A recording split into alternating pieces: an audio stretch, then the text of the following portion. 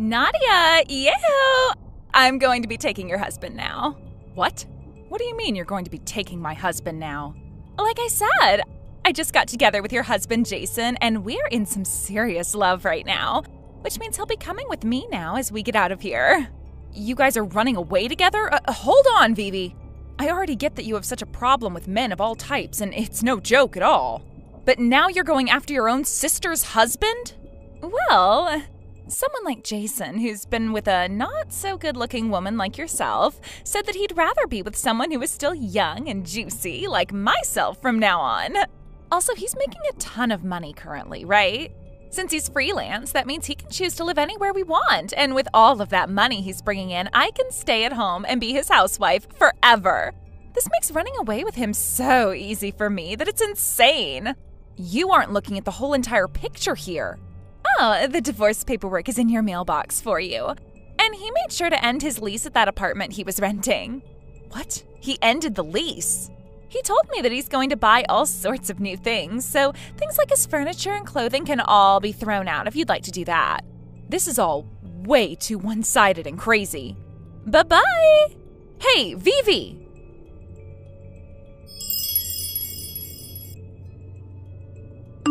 Nadia! Good seeing you after 3 years. Have you been doing all right for yourself? What? Vivi? Yahoo! I can't believe you'd get back in touch with me of all people. What? Tell me, what's so bad about me wanting to talk with my older sister again? After having gone and stolen that older sister's husband from her, I don't understand how you have the nerve to talk with her again after 3 years. Are you mentally all there? Is that something you should be saying to your little sister who just got back in touch with you after such a long time? Vivi's so sad she might cry. You're so freaking annoying. You're so mean. So what do you want with me? The past 3 years, I haven't heard a word out of you, and yet you're wanting to talk with me again? There has to be something you want from me, right? Well, if you think there's something I want, then there is. What is it? Currently, you're 36 years old, right? That's right, but is that all you care to ask about? Being cared for by your own mama at the age of 36? Excuse me? What are you wanting to talk about here? I'm wanting to know how much longer an old hag like you is willing to leech off mom and dad for. Leech off? The fact that you're getting so close to your 40s and are still having to rely on mom and dad for everything is insane. Sure, I'm at that point now where I've gotten up there in age and I'm still living in the same house as mom and dad are.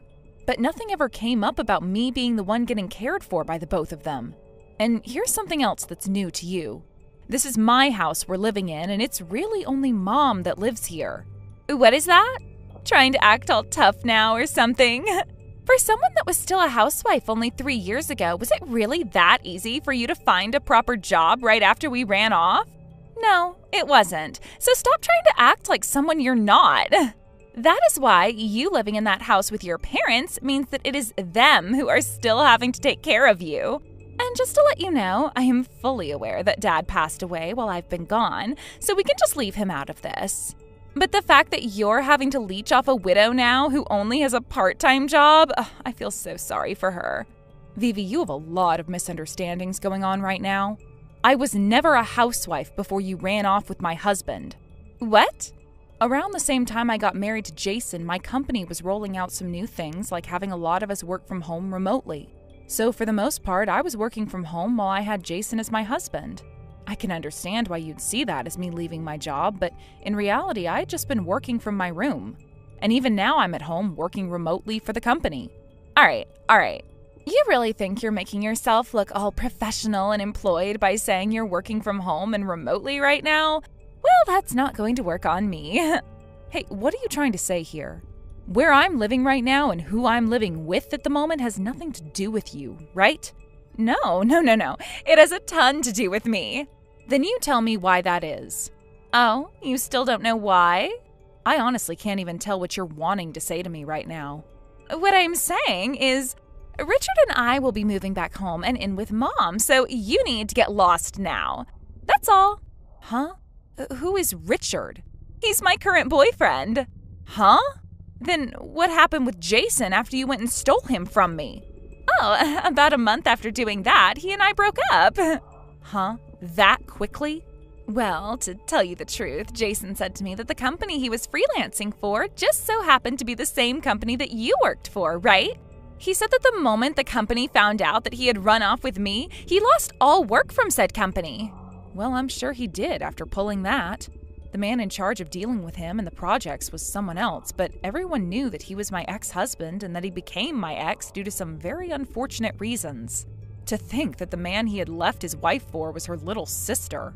Everyone in the company, including the CEO himself, lost interest in a man like Jason and said to stop giving him work right away. Hey, we don't have to talk about him anymore. Right now, we're talking about how Richard and I are moving back home to stay with Mom. So when are you going to be able to get out of that house? Before that, let me ask you something. Vivi, where are you right now? I'm living here in City A with Richard in his apartment. But soon the whole building is going to be taken down in order for the new condos to be built. And so with that, we were thinking of moving back home and staying with my mom for a while. We'll also be getting married while we're there.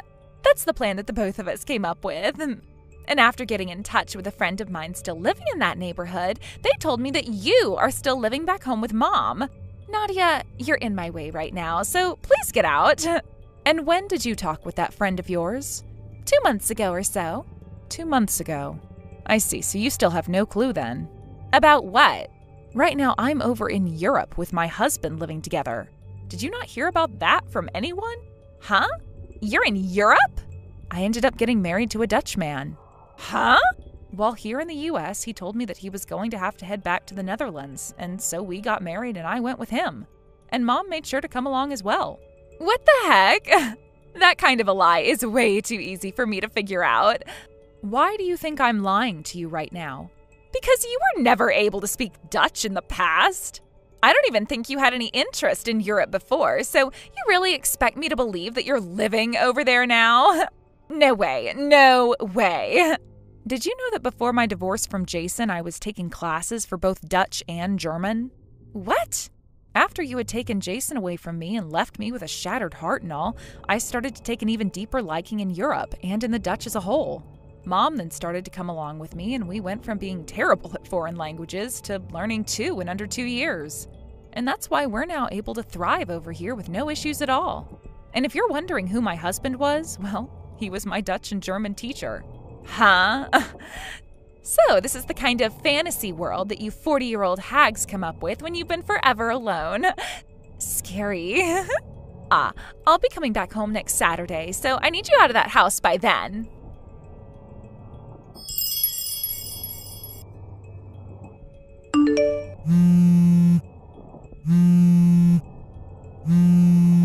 Nadia!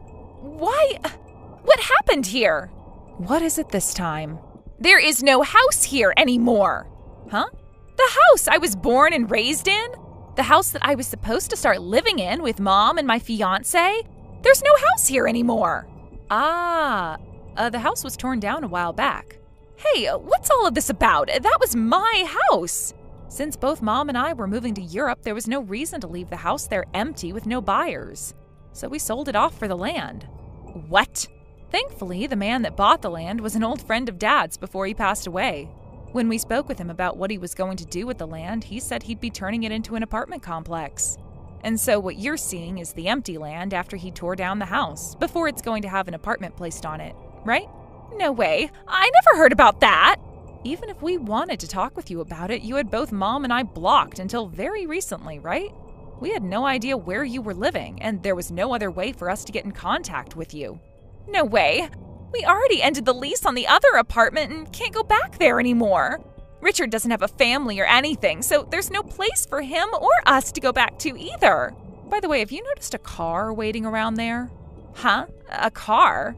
I heard that it's supposed to be an all blacked out van, but... Huh? What are you talking about? Look, Vivi, I've been waiting for a very long time now to get a settlement from you for what you'd done 3 years ago. Huh? A settlement? A settlement for having had an affair with my husband and stealing him from me. Technically, it may be too late for me to do something like that, but I can at least still try. And since I now know where you are, I can snatch you up and take you to talk with my lawyer. And the people there to help take you are a group from a construction firm in the city. Huh? A construction firm? It's the kind of company who are more than happy to hire lost causes like you and turn your character around so you can become a decent member of society again. What? They're there to pick you up and take you off to go start working for them, building a dam out in the middle of nowhere. And my lawyer said he'll come to talk with you about having all of your income from there sent right to me as a form of out-of-court settlement. Huh? No! At least let me work at a cafe or an apparel outlet or a fancy furniture store. Let me work somewhere high-end. Well, you can, but can you find a place that will hire you by tonight and a place for you to live nearby to it? What? Even if you find somewhere else to work, you're still going to have to pay me back for what you've done. And even though I'm not there in the U.S. anymore, there are plenty of people who will support me, like that construction firm and my lawyer. And that lawyer just so happens to be top of the class, so you can try to run and hide, but you'll only be making things worse for yourself. What is this? Now, this is going to be the last time you and I ever text one another, all right? What? Nadia? From now on, only talk with my lawyer, please. The blacked out van just pulled up to me. No, Nadia, I don't want to go. Bye-bye.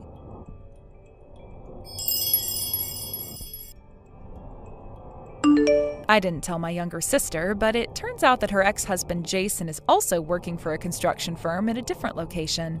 Apparently, when they got divorced, my parents had to cover the alimony costs, and Jason is currently repaying them for his wages at that job. Just the other day, I reached out to him to discuss the situation with my sister, and that's when he told me about his employment. Naturally, my immediate thought was, well, if Jason's working there, then why not get my foolish sister involved too? As for my sister's now ex-boyfriend, Richard, he seems to have only come along with her because she told him to. Once they arrived at that chaotic situation, their relationship ended right there on the spot. I can't say I'm surprised, given how things had been going between them. Richard was clearly never the type to handle pressure well, and my sister, well, she certainly isn't known for choosing her partners wisely. I guess it was just a matter of time before things fell apart. So, there you have it. My sister ended up securing food, clothing, and shelter in the most unexpected way. It's almost comical when you think about it. However, despite her newfound situation, she still managed to leave me a voicemail saying, "I'm so tired. I'm scared, Nadia," with a hint of desperation in her voice. Just as the message was wrapping up, I could hear a tough-sounding woman yelling in the background, "Quit slacking off, will ya?" And then the message abruptly ended. I had to chuckle a little bit when I heard that because, knowing my sister, she's probably getting exactly what she deserves. After years of being lazy and making poor life choices, she's finally in a situation where she has no choice but to work hard under someone's strict supervision. To be honest, it's probably the best thing that could have happened to her. Still, it's not easy to completely shake the feeling of concern when you hear your own sister sounding so exhausted and frightened. I know she's been through a lot, but at the same time, her tendency to make bad decisions has led her down this path. It's hard to feel too sympathetic when you remember all the chaos she's caused over the years. I suppose the fact that she ended up working in such a strict environment is some form of poetic justice. After all, she's spent most of her life avoiding responsibility, bouncing from one ill-fated relationship to another, and somehow managing to escape the consequences of her actions. But now she's finally in a place where she can't run from her problems. She has to face them head-on, with no easy way out. Maybe, just maybe, this will be the turning point she needs to grow up and take some responsibility for her life. But at the same time, knowing my sister, I wouldn't be surprised if she finds a way to mess this up too. It's always been her pattern. Just when things seem to be turning around, she manages to self-sabotage. I can only hope that this time things will be different. Maybe the tough environment will teach her some valuable life lessons. If nothing else, it's a far cry from the easy, carefree lifestyle she's used to. Jason's situation, on the other hand, is a bit more straightforward. He's working hard to repay the money my parents covered for him during the divorce, and from what I hear, he's managing to stay on track with his payments. I suppose that's something, at least. It's not like he has much of a choice, though. He's stuck in that job until the debt is paid off, and there's no telling how long that will take. I can't say I have much sympathy for him either, considering everything that happened during their marriage. In the end, both Jason and my sister ended up in places they never expected. Life has a funny way of turning out like that. The two of them thought they could coast by on poor decisions and avoid the consequences, but reality eventually caught up with them. Now they're both stuck in their respective situations, learning the hard way that there are no shortcuts in life. As for me, I can't say I'm upset about how things turned out. In fact, I think it's probably for the best. My sister needs to learn that life isn't always easy, and Jason is finally paying the price for his mistakes. Maybe, after all this, they'll both come out of it as better people. Or maybe they won't. Only time will tell. For now, all I can do is wait and see how this chapter of their lives unfolds. Thank you for watching and listening. We hope you enjoyed the video. Don't forget to like this video and subscribe. Also, feel free to leave a comment about what you thought of the story. We look forward to seeing you at the next story. Hey, Iris. Whoa, is that you, Charlie? It's been 3 years. Right? It's hard to believe it's been that long. Hey, did you get the invitation to the wedding? Yeah, I got it, but why are we talking about that now? Isn't the wedding tomorrow? Yes, it is. Tomorrow I'm going to be Brent's bride. Of course you're going to come, right? I thought I already sent back my RSVP saying I couldn't make it 3 months ago. No way. Let's be honest here. You're the one who lost out when your fiancé was taken from you, so you're no use to me now. But you're special to me because you're the one who introduced me to Brent, and since you're my best friend and childhood buddy, I can't just start this without you, so you're coming whether you like it or not. That's not being a Cupid, it's more like stealing. And I'm not your best friend anymore, I'm your ex-best friend. Aw, come on.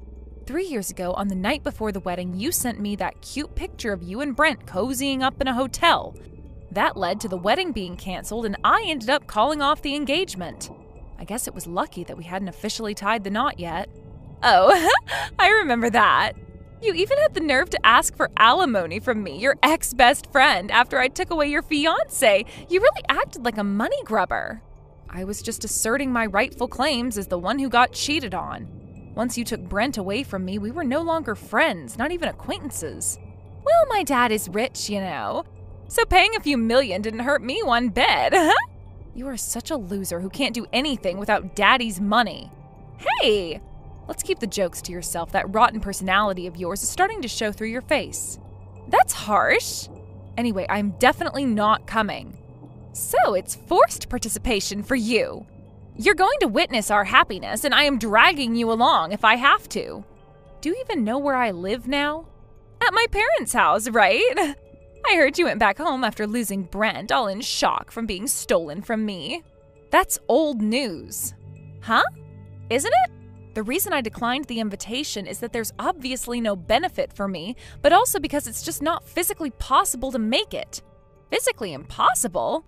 I mean, sure, that means you're far away, but you could just take a bus or a plane. There's no way I can make it now. Why not? I'm in some country across the ocean. You're overseas? What does that even mean? Right after the engagement was called off, I received orders for overseas deployment, so I'm living here now. Oh, and the invitation you sent reached my parents' house, so I had my mom send back my RSVP saying I can't make it. So there's no way I can be back in time for the wedding tomorrow. It's just not physically or geographically possible. What? Well, that's that. So, bye-bye. Wait just a minute. Come on, don't hang up on me. You're really not coming? I told you I can't. I really want you to be there. I mean, I didn't think you'd actually be able to come because of all that drama, but now that I know you're not in town, what if I help arrange your travel? You think that's possible with such short notice? I don't know. I'll figure something out. You really don't get it, do you? I'm literally on the other side of the world. I can't just hop on a plane last minute. Why not? Because it's not just a quick flight. It involves time zones, layovers, everything. You know how travel works. I get that, but it's your best friend's wedding. Ex-best friend. Fine, but still. I really want you to come. I can't start this new chapter without you there. You've been part of my life for so long. We're still friends, right? I mean, we were until you took my fiancé. Come on, that was 3 years ago. And it still stings. You don't just forget something like that. Okay, but what if I apologize? I didn't mean for things to turn out that way. Oh, really? Because it seemed pretty intentional at the time. You know, I was young and stupid. I was confused and I just got caught up in the moment. Maybe, but that doesn't change the fact that it hurt me. I get it, but now I'm trying to move on and start fresh. I want to celebrate with my closest people, and that includes you. You say that, but what do you expect me to do? Fly back just because you want to have a celebration? Yes, exactly. Come on, you know how important this is to me. I know, but you could have thought about that before you went and stole Brent. I'm not asking you to forgive me. I'm just asking you to be there for me now. This isn't about me forgiving you. This is about you facing the consequences of your actions. Well, I can't change the past, and neither can you. Can we move on from it? Not a chance.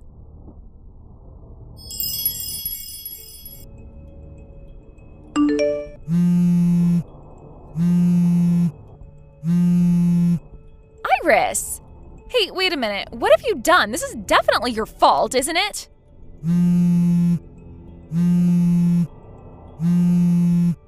What? Aren't you in the middle of a wedding right now? Do you have time to be making calls? What the hell? You set me and Brent up, and now you're playing dumb? What are you talking about? Did something happen at the wedding?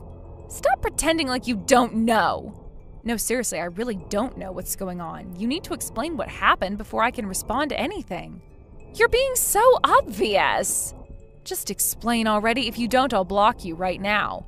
Come on. So? The guests. My side of the wedding. All of them were my ex-boyfriends and current boyfriends. Huh? On Brent's side, it was all his ex-girlfriends and their current partners. What?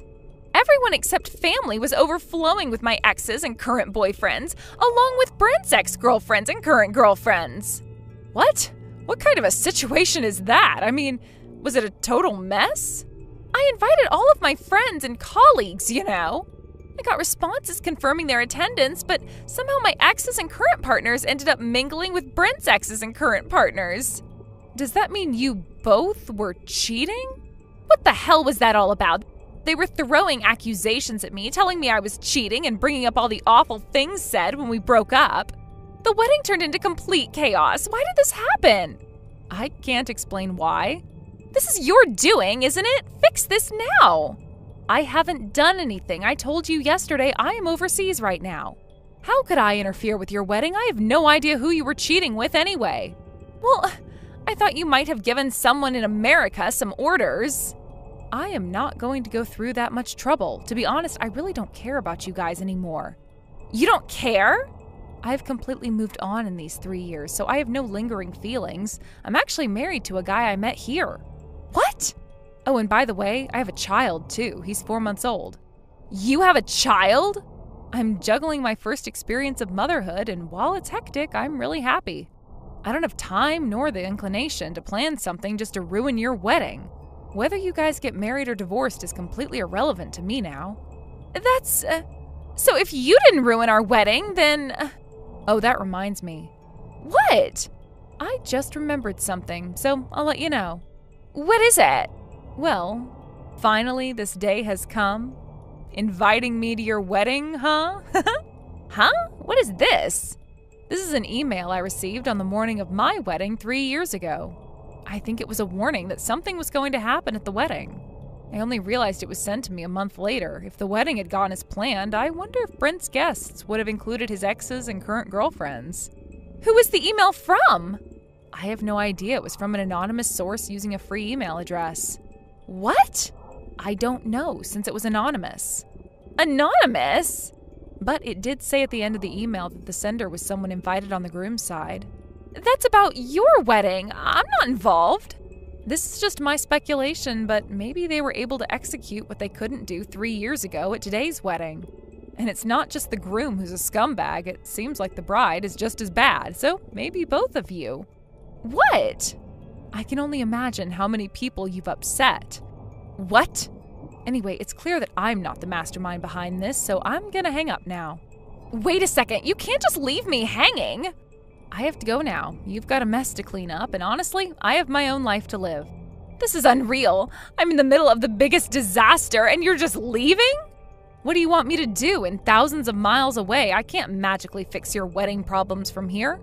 I'm not asking for magic, just some support or a bit of empathy. Support? After you treated me like I was nothing, you think I owe you anything? You think I had a choice? You were the one who broke everything apart. Well, you could have just stayed out of it. You could have been a better friend. And let you manipulate me like you always have? No thanks. I'm done being a part of your drama.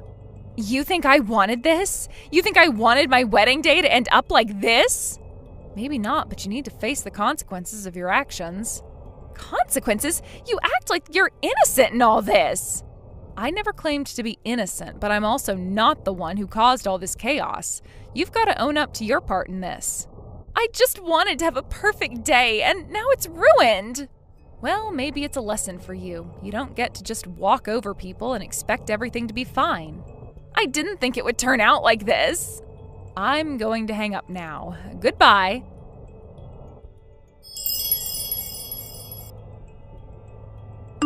Iris? Hey, can you lend me some money?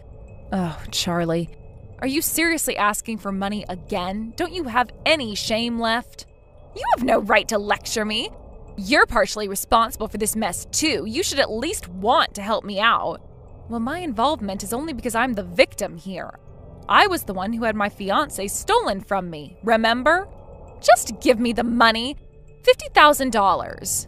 Why do you need such a huge amount? That's an insane sum. I've been hit with a demand for damages. Oh, wow. Honestly, I thought it would end with a mutual breakup since both of you were cheating. I assumed there would be a fair fight situation. But the one asking for damages isn't Brent. There are actually other parties involved. I need to split the wedding costs with Brent, and with some other expenses piling up, I'm short on cash. No matter how much I scrape together, I'm still $50,000 short. This time Brent won't help me out. My parents have already told me I can't come crying to them again, not after what happened 3 years ago. So I have no one to turn to. Who exactly is asking you for this money? It's my ex's wife or fiancé, and also my current boyfriend's wife. Wait, what? You were involved with your ex-boyfriend and your current boyfriend? And they both had partners while you were with them?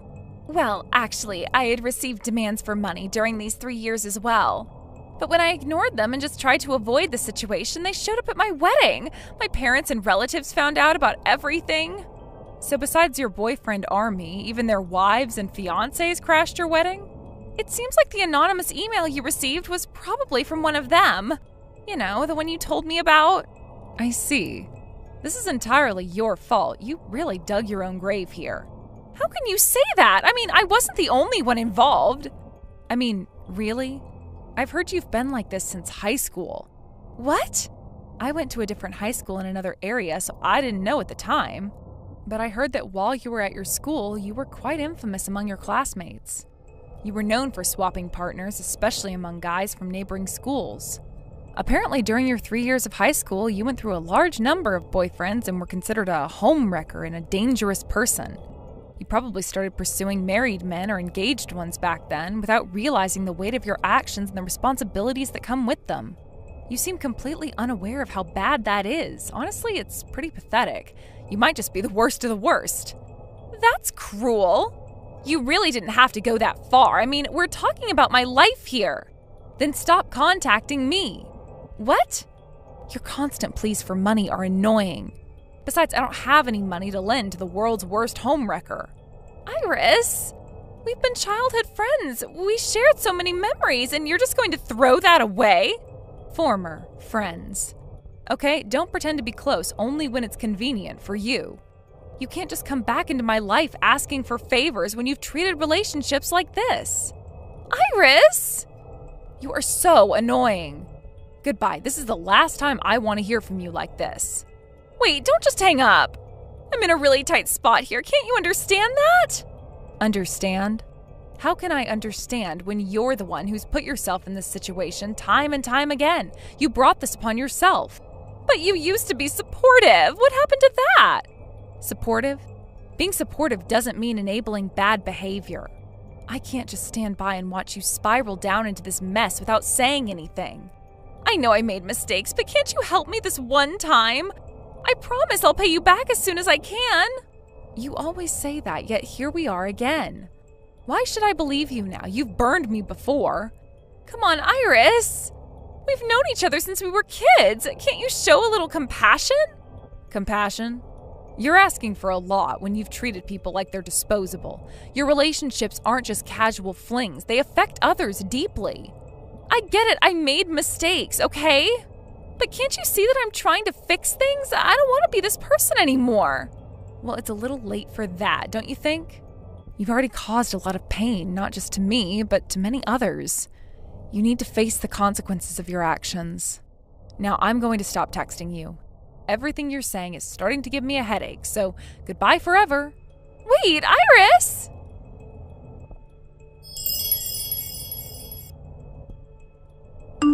As I blocked Charlie's phone number, I couldn't help but wonder how things had ended up like this. What went wrong? I reflected on our past, recalling that things hadn't been nearly as bad when we were in middle school. We used to laugh and play without a care in the world, not burdened by the complexities of adult relationships. Maybe, if I'm being generous, I could think that Charlie had her own struggles to deal with. After all, everyone faces challenges that can shape them in unexpected ways. But then again, when I considered the sheer number of people she had hurt along the way, my sympathy evaporated. It's just too much. I learned that she's now working herself to the bone to repay her debts, sacrificing her weekends and holidays just to make ends meet. That's the kind of reality she's facing, and frankly, I don't feel bad for her. She made her choices, and now she has to deal with the consequences. And it seems I'm not alone in my thoughts about her. I've heard that Brent is in a similar situation. Apparently, after my overseas assignment, a sort of support group is formed, something akin to a Charlie and Brent Victims Association. This tells me that the two of them have hurt so many people that there's now a collective of those who have been affected by their actions. Isn't it wild? Just when you think people can't surprise you anymore, they do. It's astonishing how two individuals could cause such widespread pain, and now they're being scrutinized by this group of former friends and partners. They've created their own little world of hurt, and now they have to live in it. From what I've gathered, it sounds like Charlie and Brent are being regularly monitored by the collective. It sounds like a constant reminder of their past actions haunting them at every turn. Can you imagine living like that? Knowing that people are watching your every move, waiting for you to mess up again, it must be exhausting. For them, the idea of living a normal life seems far-fetched at this point. I doubt they'll ever be able to lead a life free of the shadow of their past mistakes. Who knows how long it will take for them to truly learn from this experience? Will they ever change, or are they doomed to repeat the same patterns, dragging others into their chaos? I think about how their decisions have affected not just themselves, but also everyone around them. Relationships, friendships, and trust have been shattered. People's lives have been irrevocably altered because of the choices Charlie and Brent made. It's not just about them anymore, it's about everyone they've impacted along the way. And here I am, trying to move forward with my own life, and yet I can't shake off the remnants of our shared past. It's difficult to disentangle myself from the memories and experiences we once shared, even as I try to focus on my own future. I wonder if I'll ever fully escape the ghost of that time, or if it will linger like a shadow, always reminding me of the mistakes made by others. But I know I have to keep pushing forward. I can't allow myself to get caught up in their drama. They've made their bed, and now they have to lie in it. I owe it to myself to find happiness and stability, free from the burden of their actions. In a way, it feels liberating to cut ties with Charlie. Blocking her number was a small yet significant act of reclaiming my life. It's a reminder that I have the power to choose who I let into my world. I refuse to be a part of her ongoing saga of chaos. It's time to refocus on my own happiness. I want to surround myself with people who uplift me and respect the boundaries of our relationships. Life is too short to be entangled in the web of someone else's mistakes. I reflect on the friendships that matter most to me now, those built on trust, loyalty, and mutual respect. I remind myself of the people who have been there for me through thick and thin, who lift me up instead of dragging me down. Those are the relationships I need to nurture. As I ponder all this, I realize how important it is to learn from these experiences. I don't want to become bitter or jaded because of what Charlie and Brent have done. Instead, I want to grow from this and become a stronger and more compassionate person. I want to be someone who helps others rather than harms them, someone who understands the weight of their actions and chooses to lift others up instead of bringing them down. It's a long road ahead, but I'm determined to keep moving forward, one step at a time. I won't let the actions of others dictate my future. I refuse to allow their drama to seep into my life any longer. I deserve better, and so do you. We all deserve to find joy and fulfillment in our lives, free from the shadows of those who have wronged us. So, here's to new beginnings. Here's to forging new paths and creating a future that reflects who I truly am. I'll embrace the lessons learned and use them to guide my choices from here on out. I won't forget the past, but I will use it as a stepping stone towards a brighter tomorrow. And maybe, just maybe, I can be a source of light for others who have faced similar struggles. I can be the friend who listens and supports without judgment. I can be the one who chooses to be better, not bitter. Thank you for watching and listening. We hope you enjoyed the video. Don't forget to like this video and subscribe. Also, feel free to leave a comment about what you thought of the story. We look forward to seeing you at the next story. Dad, what the hell is going on? Is it true that you asked Mom for a divorce? She just told me that you ambushed her with papers this morning. What on earth were you thinking? You owe her and I an explanation. Well, Emily, sadly, it's true. Your mother and I are getting a divorce. And if you're on her side, then I guess I'll have to cut you off as well. What the hell? You are crazy. First of all, I am asking you why. How could I take sides when I don't even know why you are doing this? Please explain. I guess your mother hasn't told you anything then. No, she hasn't. Do you know why? It's because she doesn't know why you are suddenly asking for a divorce. All she knows is that you had these papers prepared and brought it up out of the blue. It sounded like Mom really had no clue this was coming. Dad, come on, talk to me. I thought you guys were doing well. Has something happened since I left town? I haven't been home enough to understand your relationship with her these days. Huh? Did she actually say that? Say what? That she doesn't have any idea why I'm divorcing her? Because if she doesn't understand why, then she has a serious problem. Huh? What is that supposed to mean? Just tell me what it is, Dad. You know what? No. I'm not going to just hand out reasons for free. She should really think about it herself. If she can't figure out why I'm doing this, then she needs to get some kind of help. Come on, Dad. You're being ridiculous. We can't move things forward if you're the only person who knows what is going on. I'm doing this for her, Emily. Don't you see it's not going to help her if everyone keeps babying her? She's a grown woman. She needs to reflect on the things she's done. Anyway, I'm just about to kick her out of the house. That should give her plenty of motivation and time to think about her actions. What? Dad, you told her about the divorce just this morning. You can't do that.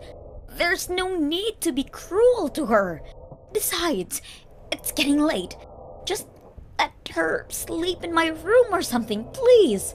No, I'm not gonna go easy on her. She's put herself in this situation.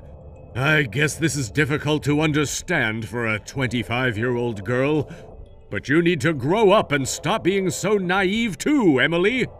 Well, it's certainly true that I am having difficulty understanding what you're doing. Especially since you're not giving any hints. But I'm saying that it's late, and it's not safe for Mom to be wandering around the streets in the dark. She's a grown woman. I'm sure she'll be able to figure out where to stay for the night. I just don't want her in my house anymore. I'd rather be called cruel than to be sharing a roof with that greedy bitch. Don't worry, no one's going to harass an old lady anyway. Dad, I am your daughter. If you're not going to tell me what's going on, then at least have some decency not to call her names in front of me. And what the hell do you mean greedy? Does this have something to do with money? It can't be though, can it? Mom is the most frugal person on earth. Well, I guess she was doing a great job fooling all of us. I should have known who she really is on the inside. She's deceived me and you as well. Huh? Don't let her get to you, Emily. I'm telling you, your mother is full of lies.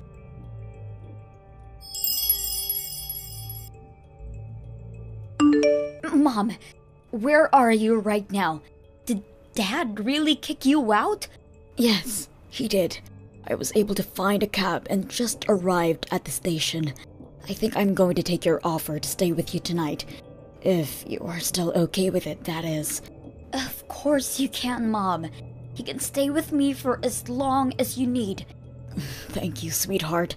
I just entered the station. It looks like a train should be arriving soon. Is there a clinic that is still open at this hour near your apartment?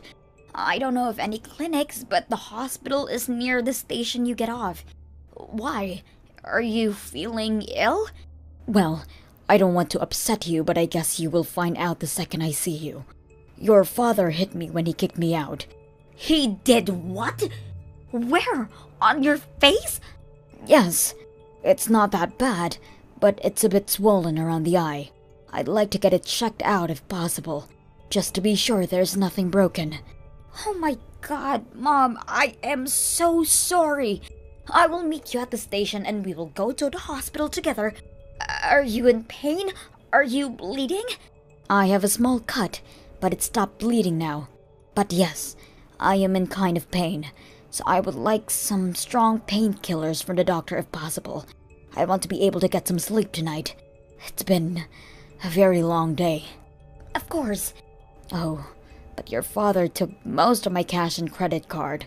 Thankfully, I have a debit card from my old account, but I wasn't able to stop by the ATM.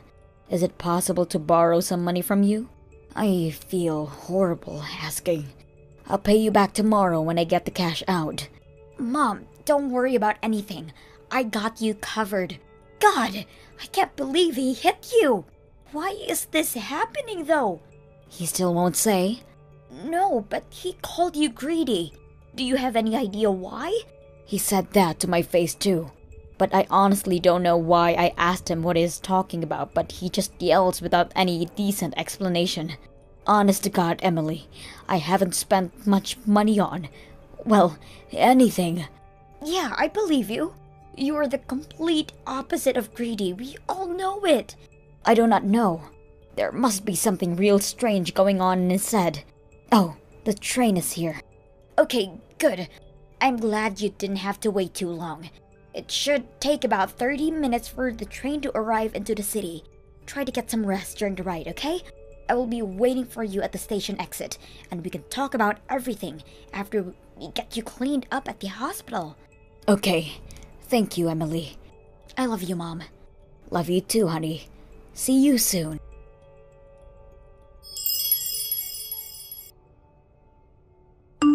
Emily, has your mother contacted you? As I told you last night, you can't let that woman get to you. She's full of lies. Don't talk to her, do you understand? That is impossible, Dad. You spoke to her? Yes, of course I have. And frankly, I have no clue how you expect me to be supportive of you. I mean, Mom doesn't know why you are divorcing her. And clearly, you are not telling us what's going on. We don't know what is making you act the way you are acting right now. But hey, here's what I do know. You hit her and kicked her out of the house. So make a guess, Dad. Whose side do you think I am on now? Oh, well, I didn't mean to hit her. That was just an accident. Things got out of hand because she won't admit what she's done. Whatever. If you want me to have any sympathy for you, you better start talking, or I am going to stop talking to you. Emily, listen to me. This is all her fault, not mine. Well, make me understand then. Fine. I wanted her to come clean about everything, but so be it. Your mother used all my savings without my permission. $100,000 gone! Can you imagine? What? 100,000? That's right. I was so shocked when I found out. All these years she was acting so frugal to gain our trust. She was probably waiting for the right moment to steal from me. So there, now you know the truth. We might be married, but I will not allow her to do such a thing. That is why I am divorcing her. I'm sorry, but your mother is a greedy thief. Okay. Why did she do it, though? Huh? Well, I mean, if you think she stole from you, you of course confirmed it with her, right? You are not just saying it's gone, right? Do you know how she spent the money? Of course I do. She bought a car. A car? What? Dad, That doesn't make any sense. She hasn't driven in years, ever since she got into that nasty accident. She only takes the cab and public transport, you know that. Yeah, that's what pisses me off. She didn't buy the car for herself. She used my money to buy her brother one. Can you believe that? Huh? You mean Uncle Bob? Well, I did see him driving a new car when I saw him last. But are you sure about that? Yes, I am. I looked it up. That car was just around $100,000. Wait, did you really check that Mom paid for it? He probably bought it himself. Bob buy a car? Not possible. That guy doesn't have that kind of money. He barely works. That fool is over 40 now, and all he does is go to the bar every day. He's a loner because no one wants a drunk like him. And the money he inherited from your grandfather is long gone. He's a loser and does not deserve that kind of a luxury car. Dad? No, you got it wrong. Uncle Bob didn't use up Grandpa's money. He put it into investment. In stocks, I think. The last I heard, he was doing pretty well with it. Stock investment? Yeah, that's what he does, you know? He's an investor. He always had multiple investments, so he knows what he is doing. Why do you think he doesn't have any money? You should know about this, Dad. Huh? He's an investor? Yes, and for the record, I have never seen him drunk. He also has a fiancée. He is getting married soon. He is nothing like you think. Oh, well.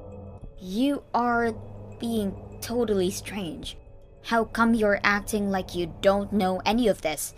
Mom told you about him being engaged months ago. Have you not been listening? Did she? I don't recall anything. Of course she did. We are invited to his wedding. And I remember Mom telling you that Uncle Bob was looking for a car recommendation because he was getting married.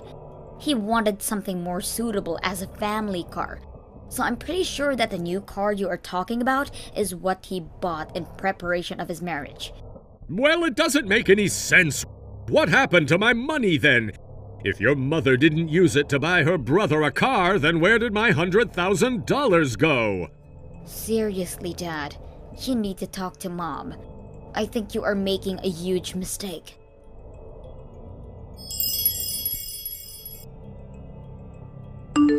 Hello, Gary. Sandra, it's you. I'm surprised to hear from you directly. Do you finally have something you'd like to say to me? Yes.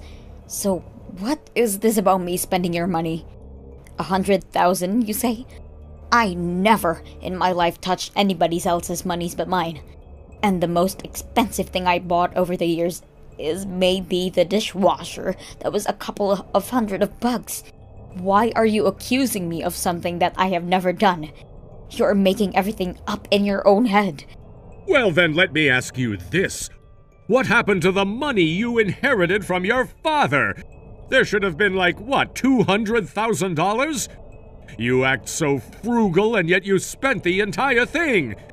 You must have used mine too after you realized your pocket was empty. What the hell are you talking about? The money I inherited from my father is sitting in my bank account, untouched. Not a cent, Gary. What? Why on earth do you even care about my inheritance? You haven't touched it? Well, then your brother got that car on his own? My brother's car? Yes. Of course he would buy his own car. Why the hell would I buy him one? He has money himself. Much more than I do. I guess what Emily was saying about the guy was true then. I had no idea he was an investor and had thought you were giving him things. What the hell? Well then, I guess I can take back the whole divorce thing. You can come back home. I beg your pardon? Tell you what, I'll let you off the hook if you give me half of the inheritance from your dad right away. I'm sorry. What? You know, for causing confusion. You should have explained yourself better when I confronted you. I don't think so. Huh? Don't you hum me? Why on earth would I give you any of what my father left me? You are not worth a penny of it. That is a precious gift from him. And if I ever use it for something, that is my decision, and mine only. I don't owe you anything. Not money, and definitely not an apology. Keep dreaming, Gary. You don't know anything, do you, stupid woman? I'm saying give me half of what I'm entitled to. It should have been in my account long ago. If you would have done so sooner, we wouldn't be in the situation we're in now. Entitled? What the hell are you talking about? You are not entitled to anything. Of course I am, silly. I have the right to inherit the money just as you do by law. What crazy law are you referring to? Please explain, because I'm so confused. I am his son-in-law. I have the right to inherit his money, you dumbass. Clearly you don't know anything, Sandra. Just do as I say, okay? If a parent dies, the children are entitled to equal divisions of the inheritance, and the spouse of the child another half. So if you inherited $200,000, I'm entitled to $100,000. Get it? God, you're so stupid. Now I waited 2 years for you to give it to me, so just get on with it. If you had done it when your dad died, none of this drama would have ever happened. This is all your fault, not mine. Oh my god. This is actually funny. You think you can trick me like that? I'm not as stupid as you think I am. And the spouse of the child, another half? Don't make me laugh. Maybe in Garyland, but not in this country, honey. What? I'm not tricking you, I'm just telling you the truth. Why don't you do some reading for once, Gary? The inheritance, unless otherwise stated in the sealed will, is distributed to the spouse and the children. And it stops there. No children-in-law. You are not entitled to anything, you fool. What? No, that can't be true. I heard it from a buddy at the bar. He assured me that I had as much right as you do. You believe what another drunk told you? Seriously, Gary, you are embarrassing. You are a grown man. You should have at least checked the fact if you believed him. But hey, we are all aware how you are so clumsy about finding the truth. You always believe what you want to. It's so pathetic. Get a grip. I don't believe you. You're the one trying to trick me. You know what? I am divorcing you after all. Even if what you're saying is true, you just proved that you are, in fact, greedy. I supported you all these years, and you won't even give me my share. I can't stay with someone like you. You had your chance to make things right with me. Well, baby, it's gone now. Our marriage is over. That is not a problem for me, dear. In fact, I have already signed the papers and sent them to my lawyer, who should have been discussing it with your lawyer as we speak. I'm sure yours will be contacting you very shortly. Well, smarty pants, you just watch what happens. I've hired a well-known divorce attorney. He's going to squeeze everything out of you. Whatever, Gary. Whatever. All we are going to do is see you making an embarrassment out of your own stupidity. Bye.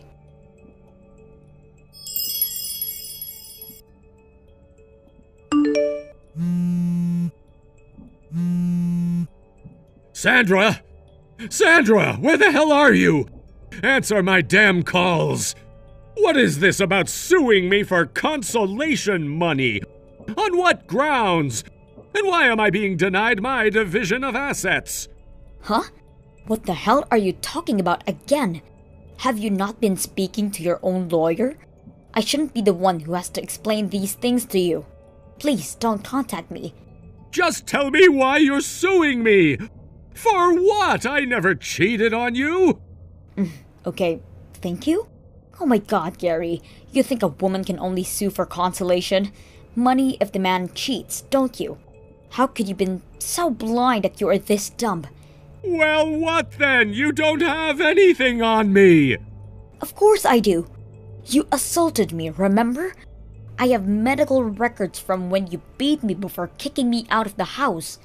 On top of that, you spread stupid rumors among my family and friends about me using your non-existing money.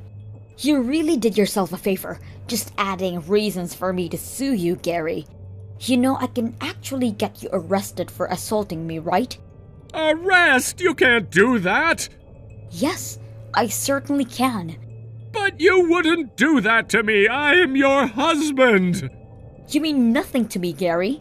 But no, I won't, at least for now. And that is simply for the sake of Emily. Because I don't want her to become the daughter of a convicted criminal. So if you agree to pay me what I have asked for, then I will promise not to report you to the police. If you want to keep fighting, then God knows that I will decide in the upcoming days. Do you understand what I am saying? Well, what about the division of assets? As long as I get the equal share of what you have, I can pay you from that. What? You are such a dreamer. What do you mean? I might not be eligible for your father's inheritance, but I'm certainly eligible to the division of our assets from while we were married. No. Inherited money is considered separate property if kept in individual accounts or not used for marital expenses. Too bad, Gary. As I have not been telling you repeatedly, you are not entitled to anything. What? I'm sure your lawyer is going to fill you in on the rest. Make sure you listen carefully. Clearly, you haven't been doing so up to this point. I am tired of having to explain things from you. Wait, Sandra! No, I'm not waiting. Please! Listen, I don't have any money! I won't survive if I have to pay you anything! You don't want me wandering around the streets, do you? I'm Emily's daddy! I don't know how you don't have any money since you do work, but I guess you are going to have to work even harder. Not that it have any of my business. I have nothing more to say to you. You shouldn't be contacting me at all anyway. From here on, please talk to me through your lawyer, like you should have been in the first place. Goodbye. I am locking you now. Sandra? Hello? Sandra!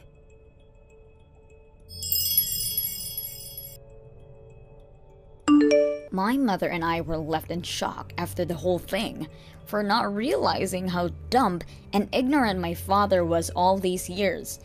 We heard through my mother's divorce lawyer that the lawyer on the other end too was having a very hard time with my father, because his level of understanding of the whole situation was extremely poor, and he required extensive instructions on what to do, or not to do. Even though they were on opposite sides, my mother felt terrible for making my father's lawyer go through his stupidity.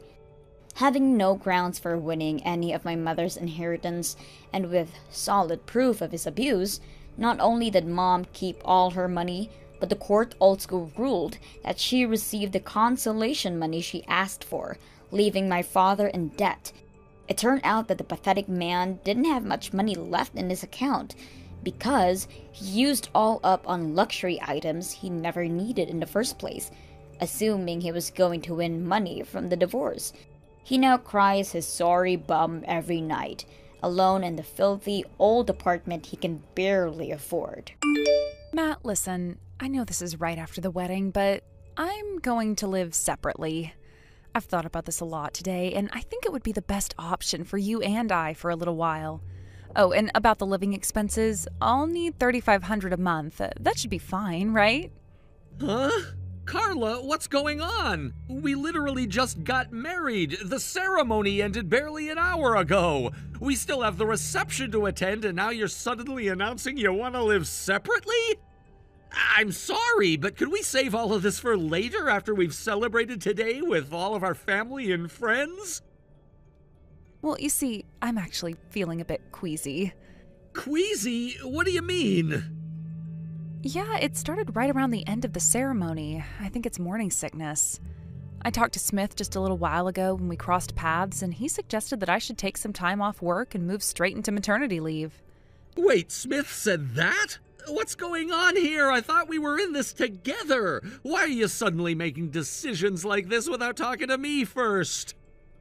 Don't get me wrong, I wasn't planning on dropping this on you, but the nausea hit me hard and Smith was there. He thought it would be best if I took it easy for now. I've decided I'm not going into work tomorrow. I'll let my employer know later about officially starting maternity leave. And about tonight's reception, I can't handle it. It's all on you now, okay? I'm heading back to my parents' place. Oh, one more thing. Could you submit our marriage registration at the ward office by yourself? I'm really sorry to ask, but I'm not feeling up to it. Fine, but, don't you think this is a bit extreme? Saying you want to live separately and then throwing out a number like $3,500 a month for living expenses? It feels excessive.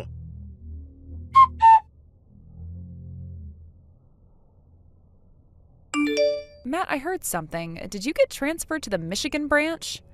Wait, who told you that? Well, I got a message from a coworker I'm close to. They were worried and reached out to let me know. That's odd. I just got the transfer order an hour ago. I haven't even told anyone outside the company yet. I was planning to tell you first. Oh, I guess my coworker got word somehow and wanted to check in on me. I'm sorry if it seemed like I jumped the gun. All right. Anyway, yeah, it's true. I've been reassigned. And I'll admit the timing is something else. It's almost like the universe knew we'd end up living apart the moment we got married. What do you mean by that? Come on, Carla, think about it. We rushed the wedding because we found out you were pregnant, right? Then, as soon as the ceremony ends, you announce you're feeling sick and head back to your parents' house to start maternity leave. Now, the day after, I get this transfer order. I can't imagine bringing my pregnant wife along for such a big move. That'd be too much strain on you physically and emotionally. And so I have no choice but to go alone, leaving us in this awkward, separated state. Well, that's one way to look at it. I hadn't thought of it like that. Yeah, it's just something I've been mulling over. But hey, it's not like I have a choice. When Smith personally asks me to step up because no one else can handle this, what am I supposed to do? I had to agree. That makes sense. If even Smith is asking you directly, there's no way you could have refused. He's next in line to be the company president, after all. Exactly. Anyway, about our current apartment, I think we need to terminate the lease and move out. Huh? Why? Well, think about it. I'm relocating to Michigan, and you're staying at your parents' place. Neither of us is going to be living here, right? Besides, this is just a one-bedroom apartment I rented when I was single. It's going to be way too cramped once the baby arrives. We'd have to start looking for a bigger place anyway. With the lease renewal coming up in 2 months, it makes more sense to cancel now rather than paying rent for an empty apartment. Once we're ready to live together again, we can look for something more suitable. Yeah, you're right. That makes sense. Plus, I'll need to rent a new place in Michigan for the time being. It'd be more practical to bring the stuff from this apartment with me. Got it. That's reasonable. All right then. I'll start the process of ending the lease and packing up. Okay, thanks, Matt.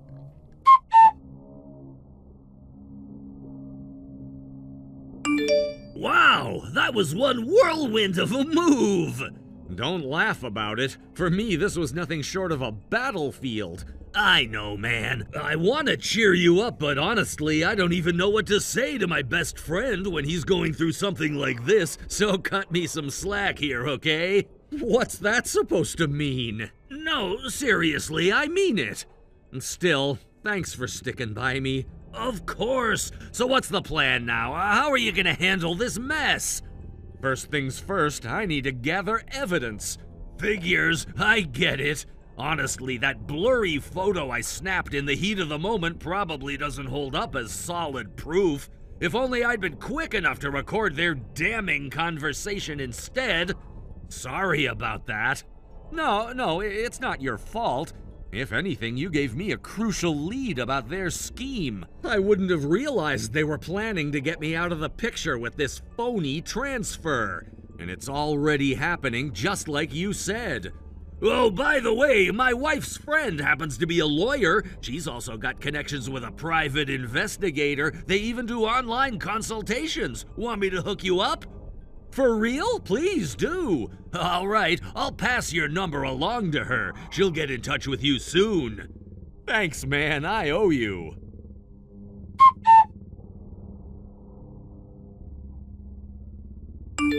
Hey, Matt, it's about time you sent over that $3,500 for living expenses. I really need it. Wait, you were serious about that? What? Are you seriously telling me you're not planning to send it? Well, I figured I'd cover the basics like groceries or other essential costs since you're staying at your parents' place. But $3,500, that's a bit much. Come on, hurry up and transfer the money. I need it for maternity and baby supplies. These things add up, you know. Not to downplay it, but when my sister was expecting, she didn't spend anywhere near that much. What? Also, $3,500 is almost my entire paycheck. If I send you that, I won't have enough to live on myself. What are you talking about? Don't you have another source of income from stock investments? Stock investments? Where'd you get that idea? I overheard you talking in the company cafeteria with your coworkers. They said you're making $10,000 a month from stock investments. Oh, that? Yeah, I think there's been a misunderstanding. That wasn't about me. Huh? What do you mean? It was just a casual conversation. One of my coworkers mentioned his sister, who happens to be a scenario writer for a game app. She was working on a story about a character who's into stock investments and makes $10,000 a month. From there, the conversation shifted to a relative of mine who got lucky with stocks once, made $10,000 in a month, got overconfident, and then lost everything on a risky bet. It was just small talk about how unpredictable the stock market can be. None of it had anything to do with me personally. Wait, so you don't have any income besides your salary? That's right. Honestly, I don't have the temperament for stock trading anyway. It's way too stressful for me. Seriously? What the hell? I see now. So you picked me as your fake marriage partner because you thought I was loaded. What? Fake marriage? What are you talking about? You'll find out tomorrow. I got some business to take care of now. Later.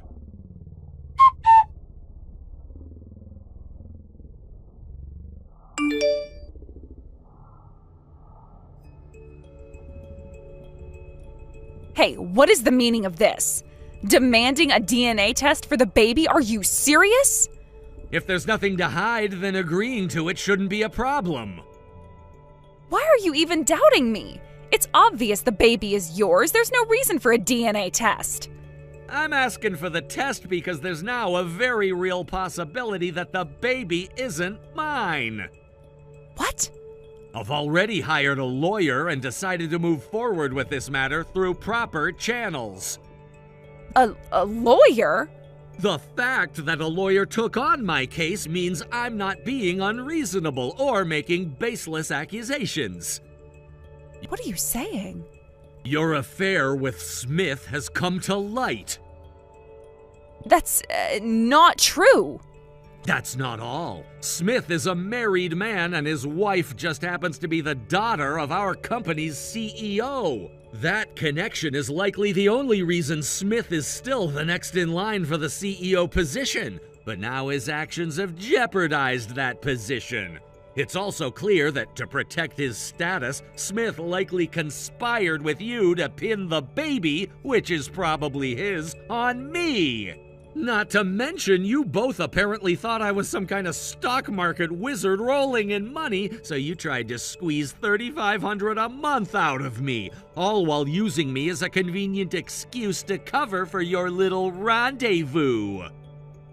Hold on. How did this even come out? I thought everything was fine. We even went through with the wedding. I was sure there was no way we'd get caught.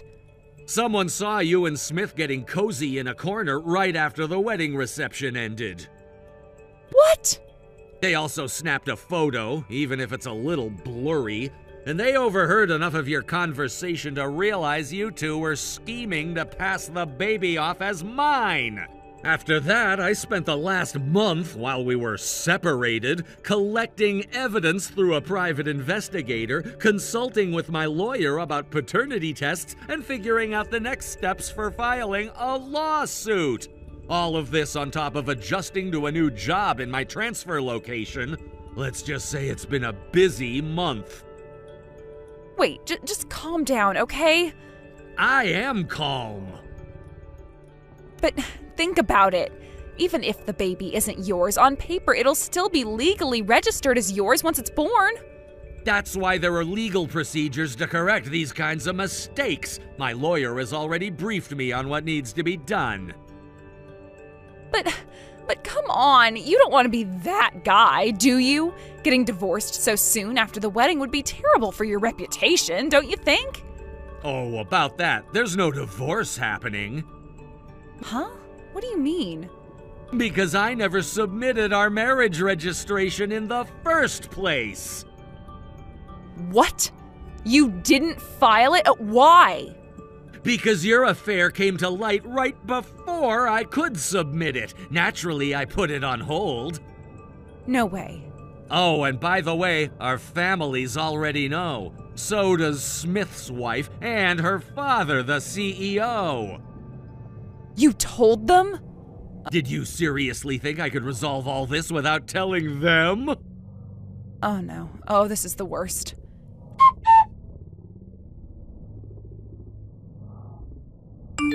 Hey, Matt, could you lend me some money? Wow, you actually had the nerve to message me. Guess I forgot to block you after leaving everything to my lawyer. Oops, my bad. Wait, don't block me yet. What do you want? Will, Smith and I... Ex-department head Smith, you mean? He had to quit after the scandal, didn't he? Yes, we were forced to make it official and get married, but as soon as the baby was born, Smith's family arranged for the baby to be adopted by his brother and sister-in-law. We had agreed to cut all ties and even sign legal documents promising to never claim parental rights. Not surprising. It'd be unfair to the child to grow up knowing their parents were the product of an affair. And now, both of us are unemployed. The settlement payments wiped us out financially and we're in debt. Okay, and what's your point? Smith, my husband, won't even try to find a job. We're barely scraping by, and I was hoping you could lend me some money. Maybe we could even try again? I mean, for real this time. I could give you a child of your own. Nope, absolutely not. What? Do I really need to explain why? Matt, please. I heard you got transferred back to your original office. I'm actually outside your company right now. I'll wait for you. You can wait as long as you like. You won't see me. Huh? Why not? I quit. What? Yep, my last day was 2 days ago. You're kidding. Nope, call it perfect timing. Well, this is goodbye for real. Take care, Carla. Wait, Matt, please.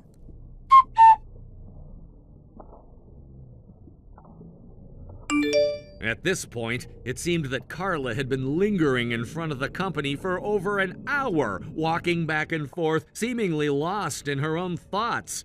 Her actions, which were erratic and unusual for someone who had once been composed and methodical, did not go unnoticed.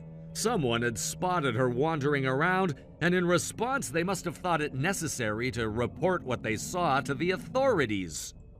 As a result, Carla ended up in a situation that nobody could have anticipated.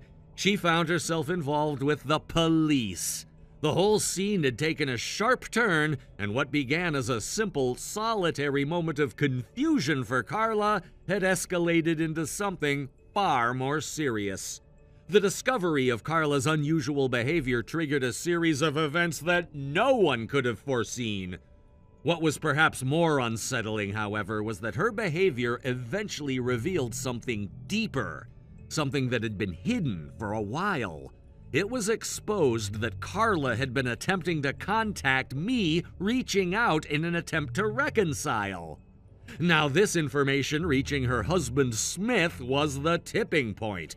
As if the situation wasn't already volatile enough, Smith's reaction was explosive. In a fit of fury and disbelief, he confronted Carla, and their confrontation quickly spiraled out of control. The argument between them grew increasingly heated, and before long, things escalated into a chaotic and dangerous exchange. The domestic violence that followed was so intense that it resulted in knives being thrown, not just figuratively, but literally.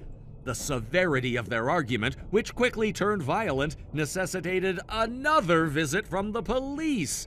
It was yet another embarrassing and damaging incident for the couple. However, the repercussions of this event were far-reaching. It wasn't just a case of a couple arguing or an emotional breakdown on the part of Carla. This incident had caused a ripple effect that reached their families. Both Carla and Smith had at one point been estranged from their families, but the seriousness of the situation forced both sets of parents to intervene. In a rare moment of reconciliation, the two families decided to sit down and have a serious discussion about the future of the couple. Despite the tremendous tension between Carla and Smith, the decision was made that they were not going to get a divorce immediately. This decision, rather than offering relief, only added to the bitterness of the situation.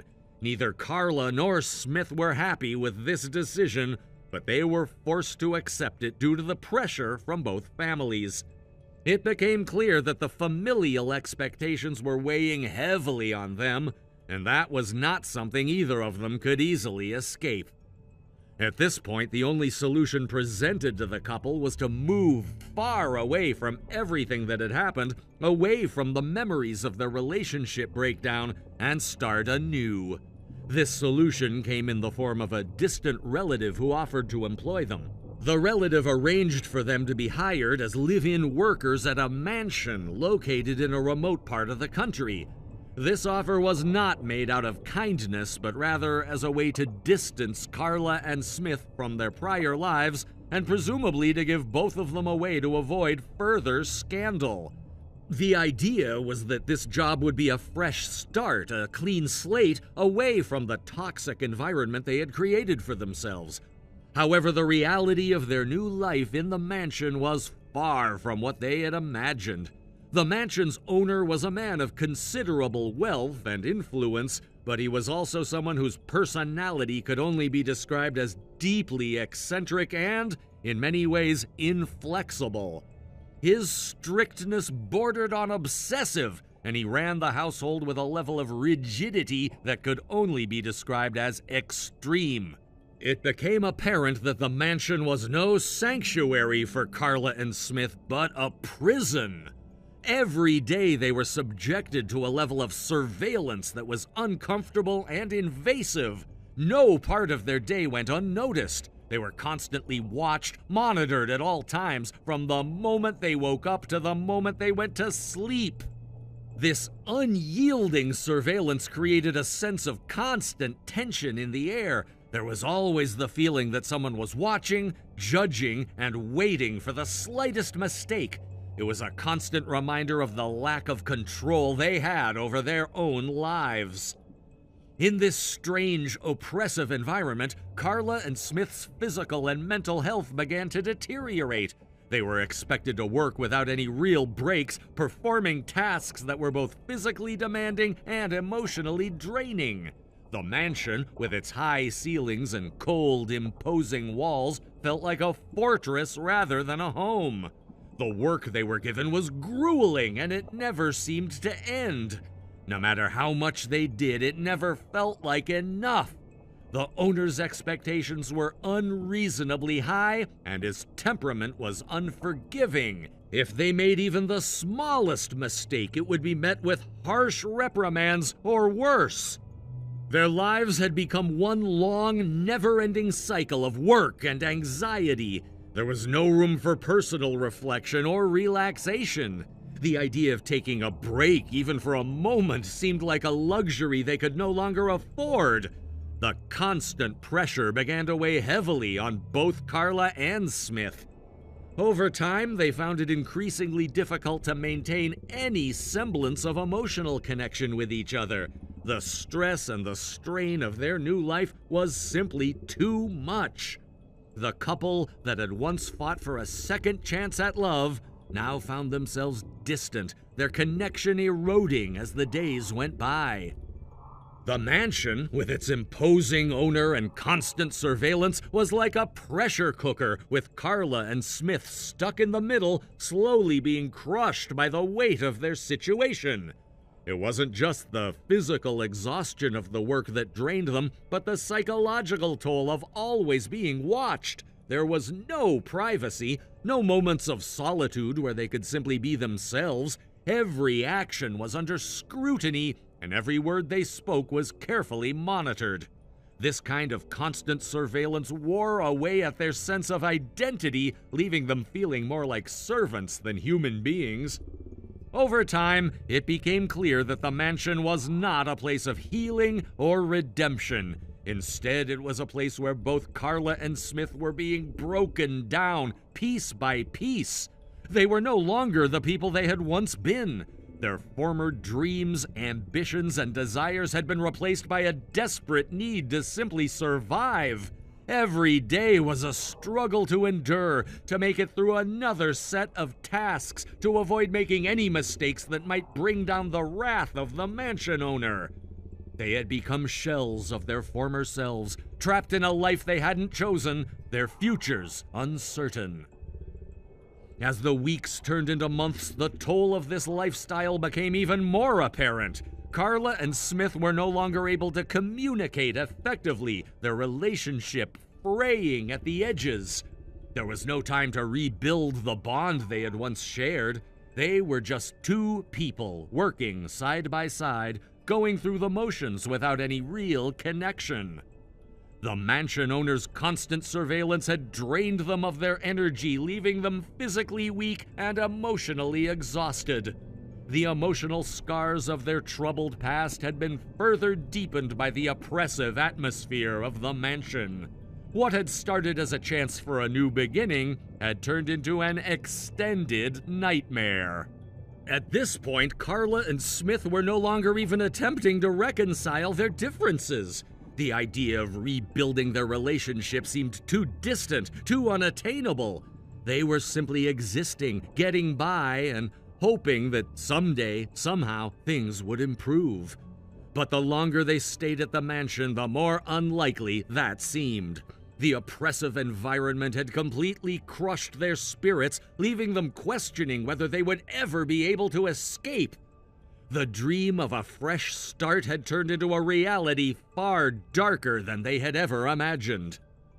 They could only hope that one day they would find a way out. But for now, the mansion was their life. And as long as they remained under the watchful eye of the owner, they would never truly be free. Thank you for watching. Please subscribe and hit the like button. See you next time.